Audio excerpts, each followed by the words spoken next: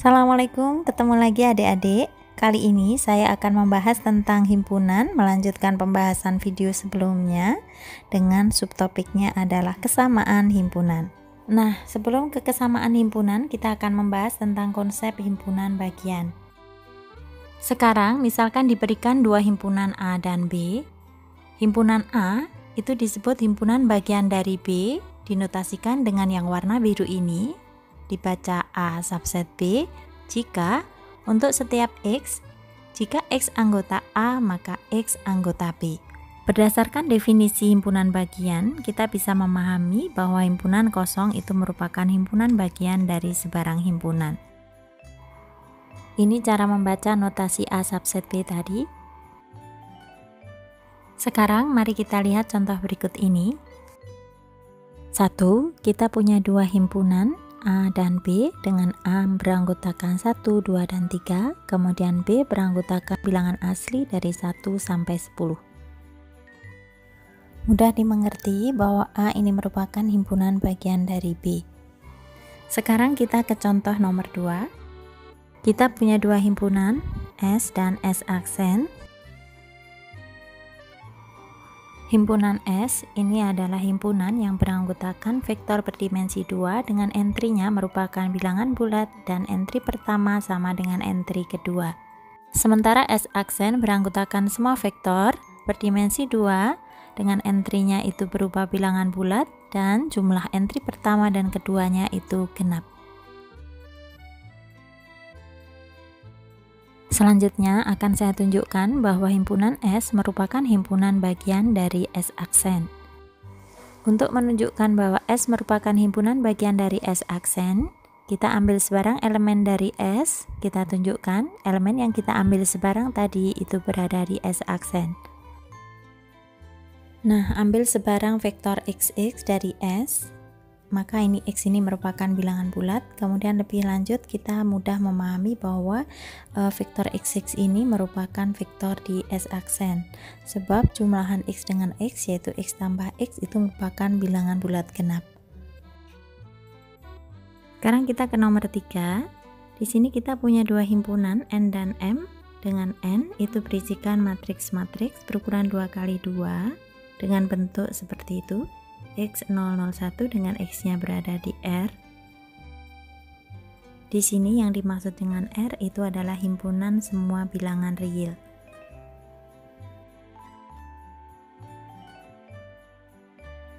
Kemudian M itu berisikan matriks-matriks berukuran 2x2 dengan entry pada baris kedua dan kolom keduanya itu adalah 1. Kemudian entry yang lain itu adalah bilangan-bilangan real. Jelas bahwa N itu adalah subset M. Nah, sekarang bagaimana kalau A itu bukan himpunan bagian dari B? Dalam hal ini, kita gunakan simbol subset yang dicoret. Kita akan lihat perbandingan antara A subset B dengan A bukan subset dari B. Berdasarkan definisi himpunan bagian, kita punyai untuk yang A subset B itu seperti ini.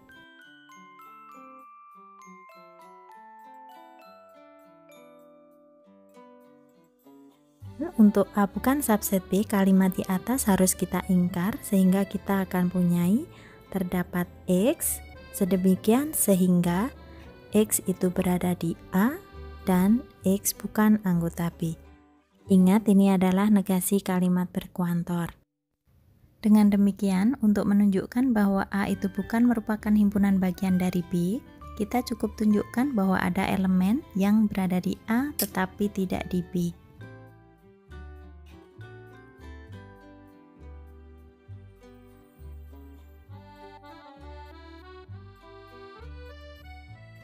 Kembali ke contoh nomor 2 tadi, kita punya S itu merupakan himpunan bagian dari S aksen. Nah, bagaimana dengan sebaliknya? Kita akan lihat apakah S aksen merupakan himpunan bagian dari S. Di sini kita bisa tunjukkan bahwa S aksen bukan merupakan himpunan bagian dari S. Mengapa? Karena kita bisa temukan satu elemen yang ada di S aksen tetapi tidak berada di S. Kita kembali lihat definisi A bukan subset B ini. Kembali ke alasan mengapa S aksen bukan merupakan himpunan bagian dari S. Alasannya adalah karena kita bisa menemukan satu elemen, katakanlah ini saya langsung ambil ya, yaitu vektor 1, 3 yang berada di S aksen tetapi dia tidak berada di S. Nah, kenapa vektor 1, 3 ini berada di S aksen? Sebab 1, 3 itu masing-masing merupakan bilangan bulat, kemudian 1 ditambah 3 merupakan bilangan genap. Namun karena untuk menjadi anggota S itu entry pertama dan kedua vektornya itu harus sama, sedangkan tadi 1 tidak sama dengan 3, maka vektor 1, 3 ini tidak menjadi anggota S. Nah, setelah kita membahas tentang himpunan bagian, sekarang kita masuk ke konsep kesamaan himpunan. Dua himpunan, katakanlah A dan B, itu dikatakan sama jika A itu merupakan himpunan bagian dari B dan sebaliknya B merupakan himpunan bagian dari A. Dalam hal dua himpunan A dan B itu merupakan himpunan yang sama, kita gunakan notasi A sama dengan B. Selanjutnya, mari kita lihat contoh berikut ini. Perhatikan himpunan A dan B berikut ini.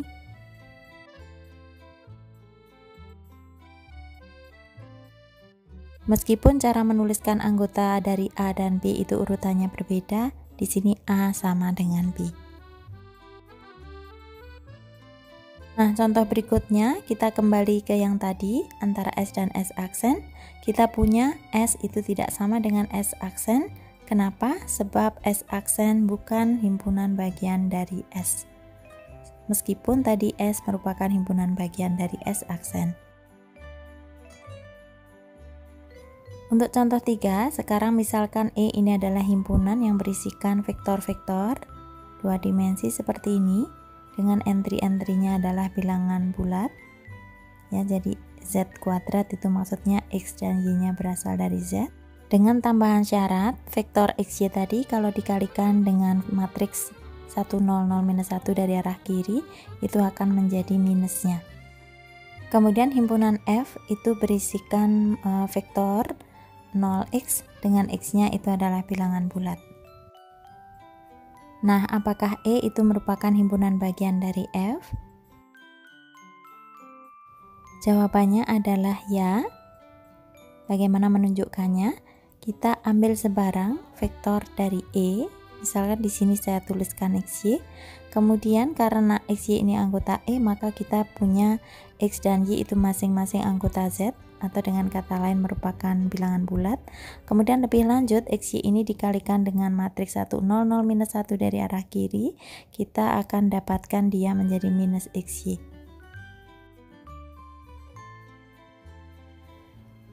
Nah, namun ini perkalian 1, 0, 0, minus 1 dengan vektor XY ini menghasilkan vektor X minus Y,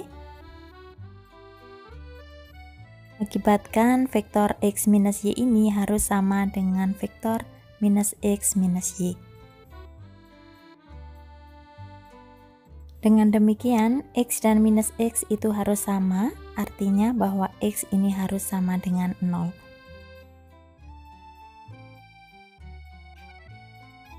Dengan demikian, vektor XY yang kita ambil sebarang dari E tadi tidak lain merupakan vektor 0Y. Jadi, vektor XY tadi merupakan anggota F. Dengan kata lain, himpunan E merupakan himpunan bagian dari F.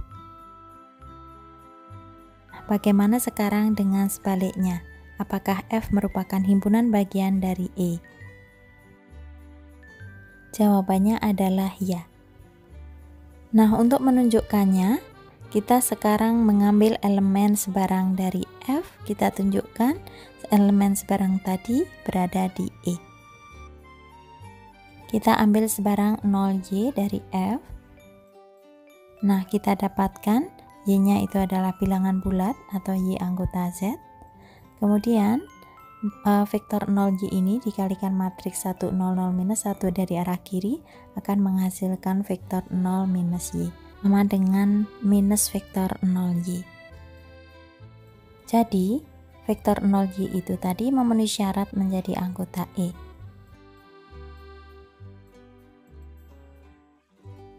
Di sini ini terbukti bahwa F itu adalah himpunan bagian dari E. Dengan demikian kita bisa simpulkan bahwa himpunan E dan himpunan F itu tidak lain merupakan himpunan yang sama. Nah, demikianlah video kali ini. Semoga bermanfaat. Terima kasih sudah menyimak. Insya Allah ketemu lagi di video lainnya. Assalamualaikum.